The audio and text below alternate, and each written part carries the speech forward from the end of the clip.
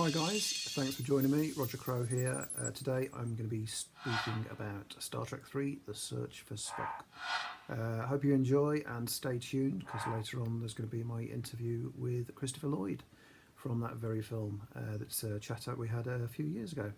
Hope you enjoy. Star Trek 3, The Search for Spock. One of my favourite films, released in 1984, directed by Leonard Nimoy, and starring the usual crew. Obviously the follow-up to Star Trek 2, which was praised by many as one of the best in the rebooted series. The story is quite simple. After Spock's death at the end of Star Trek 2, the crew of the Enterprise go in search of him after it seems all of his marbles have been implanted into Dr. McCoy. It doesn't take long to actually find Spock. What is interesting, the supporting cast, Miguel Ferrer, who was Carrie Fisher's best friend, has a bit part, as does James B. Sicking.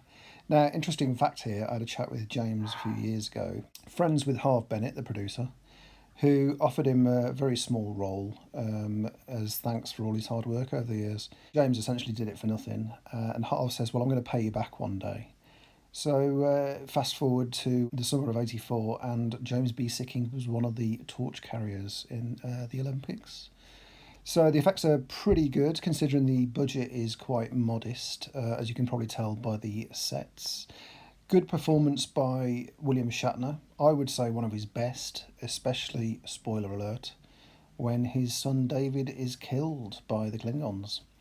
Great performance from Christopher Lloyd, more of which later. He was an absolute dream to chat to a few years ago. Robin Curtis takes over from Kirstie Alley as Savick, the Klingon glamour, if you like. She doesn't have much to do apart from provide much needed exposition when the young Spock is discovered as a baby and rapidly grows to adulthood.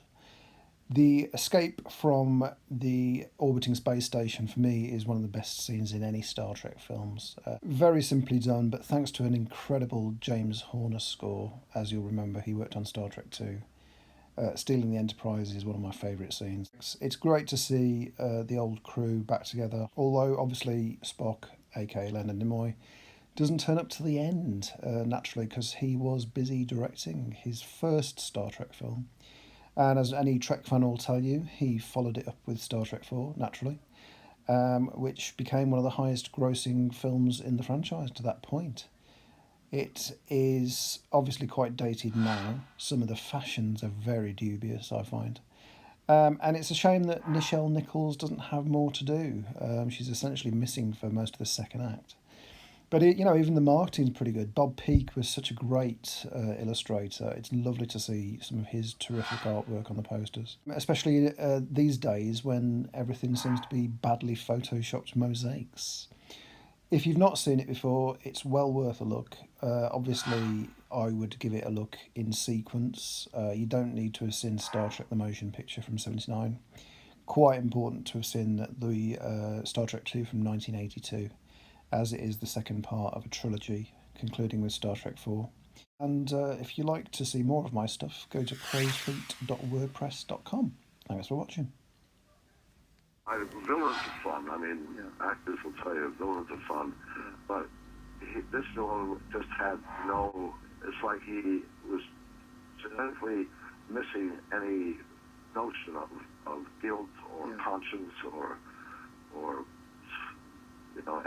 he just was a bad man without apology. And then of course the makeup and the whole, that wonderful vehicle he was in with that crazy dog he had, and all of that, and a language, they made up there's a book of Cleonese, with a vocabulary and grammar and the whole thing.